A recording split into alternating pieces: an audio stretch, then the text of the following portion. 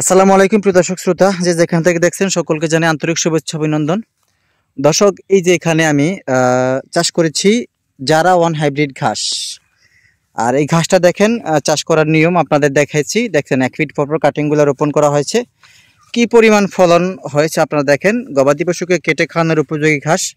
প্রায় যখন 3.5 থেকে 4 ফিট 5 ফিট হবে তখনই কিন্তু আপনার গবাদি পশুকে আপনি কেটে খাওয়াতে পারবেন।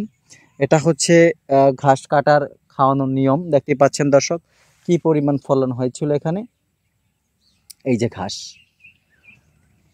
জারা ওয়ান হাইব্রিড ঘাস, প্রচুর পরিমাণ ফলন হয়। এই দেখেন, এত বেশি পরিমাণ ফলন হয়েছে যে কাচ্চিত হয়ে পড়ে আছে।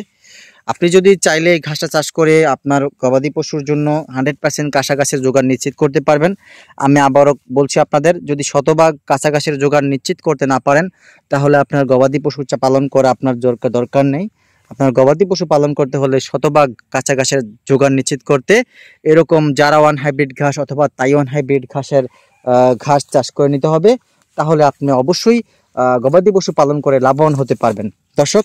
আর আমি এই মুহূর্তে আরেকটি ঘাস আপনাকে দেখাচ্ছি। এই যে এটা হচ্ছে আমেরিকান গুয়াতেমালা ঘাস দর্শক। আমেরিকান গুয়াতেমালা ক্যালসিয়ামযুক্ত ঘাস দেখতেই পাচ্ছেন। এই ঘাসটাও আমার কাছে হিউজ পরিমাণ প্রোডাকশন রয়েছে। কত মোটা মোটা কাটিং দর্শক, প্রথম ধাপের কাটিং দেখতেই পাচ্ছেন, আখের মতো একটা মোটা কাটি।